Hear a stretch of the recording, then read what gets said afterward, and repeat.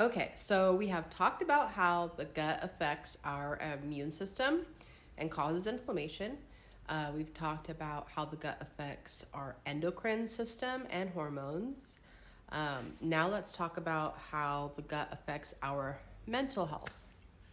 So, with depression and anxiety being such an epidemic nowadays, like in a big way, this is really important information, in my opinion. Lots of people take medication thinking that it's a chemical imbalance in the brain, but a lot of it has to do with your gut. So, how are the gut and the brain connected?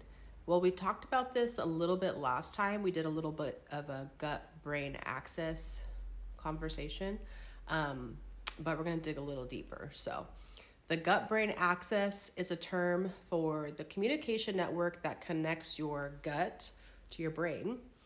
These two organs are connected both physically and biochemically in a number of ways. So, when most of us think of our nervous system, we think of our brain and our spinal cord. And however, the digestive tract has a complete nervous system all on its own. The enteric or gut nervous system has actually more nerve cells than our spinal cord. These nerves come into play when we eat a meal, stretch receptors in our stomach, activate and relay messages to the brain that we are getting full. Let's see, the vagus nerve and the nervous system. So this is your vagus nerve and our nervous system. Neurons are cells found in your brain and central nervous system that tell your body how to behave. There are approximately 100 billion neurons in the human brain. Interestingly, your gut contains 500 million neurons, which are connected to your brain through nerves in your nervous system. The vagus nerve is one of the biggest nerves connecting your gut and your brain. It sends signals in both directions. For example, stress inhibits the signals sent through the vagus nerve and also causes gastrointestinal problems. Similarly, one study in humans found that people with irritable bowel syndrome, IBS, or Crohn's disease had a reduced vagal tone, indicating a reduced function of the vagus nerve, allowing those signals to be sent. An interesting study in mice found that feeding them a probiotic reduced the amount of stress hormone in their blood. However, when their vagus nerve was cut, the probiotic had no effect because it couldn't send it up that vagus nerve. This suggests that the vagus nerve is important in the gut-brain axis and its role in stress. We'll talk about vagus nerve exercises in a little bit. Neurotransmitters. So your gut and your brain are also connected through chemicals called neurotransmitters. Neurotransmitters produced in the brain control feelings and emotions. So for example, the neurotransmitter serotonin contributes to feelings of happiness and also helps control your body block. Interestingly, many of these neurotransmitters are also produced by your gut cells and the trillions of microbes living in there. A large proportion of serotonin is produced in the gut. So your gut microbes also produce a neurotransmitter called gamma anabutyric acid, or GABA, which helps control feelings of fear and anxiety. Studies in laboratory mice have shown that certain probiotics can increase the production of GABA and reduce anxiety and depression-like behavior. So, in the short term, poor gut health interferes with signals sent to the brain.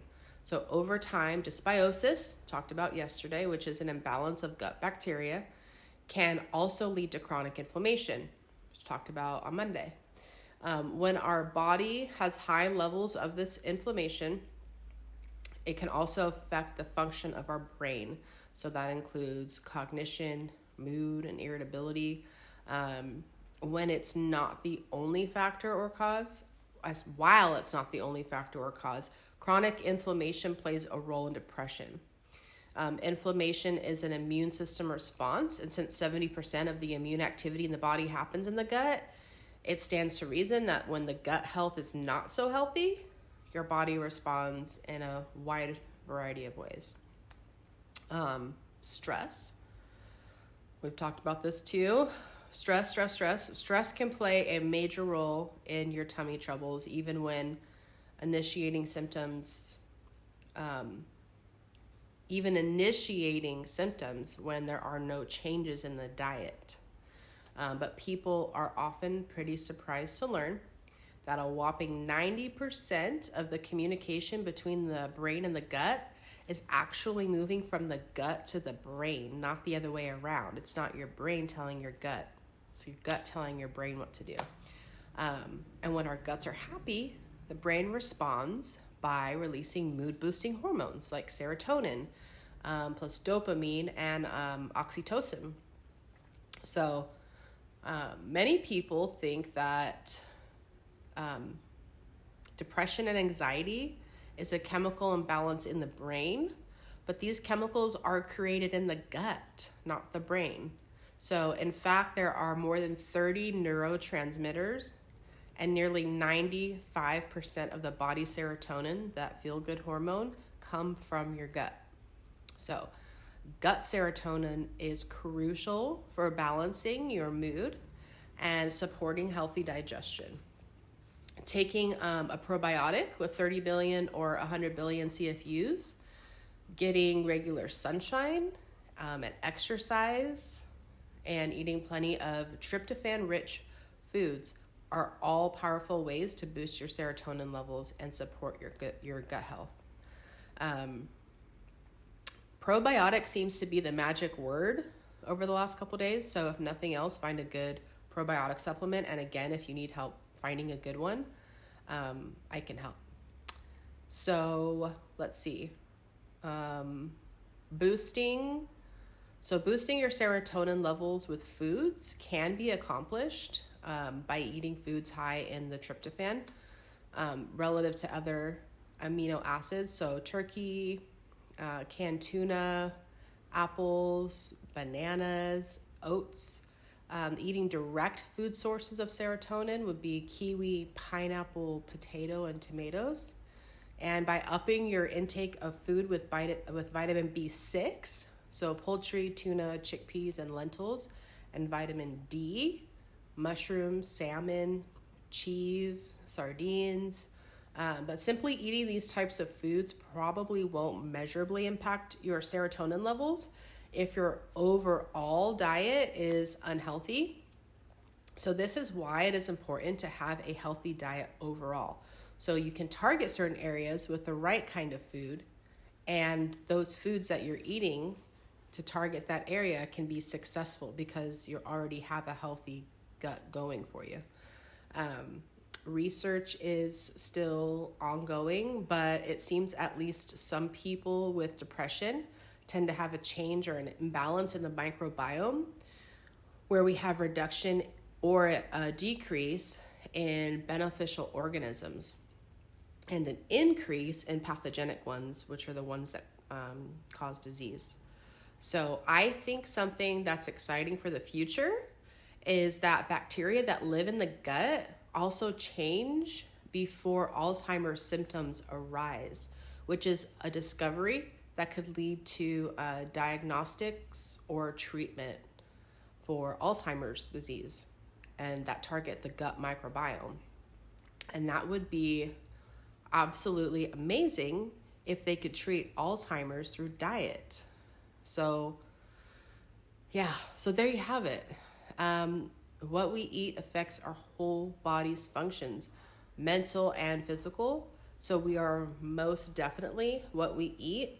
And I am a huge, huge believer in the fact that our gut really controls a lot of what our brain does, as I said, but I feel like it really does make a huge difference with depression and anxiety.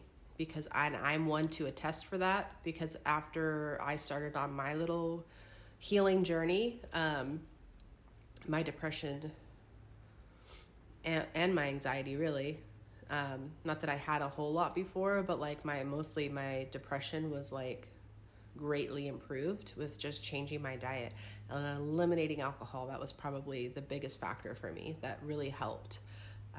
But also obviously eating cleaner and healthier and making better choices, exercising, all those things. So there you go. There's the gut-brain connection, and that's why mental health is important for healthy eating as well. All right, guys. That's all I got.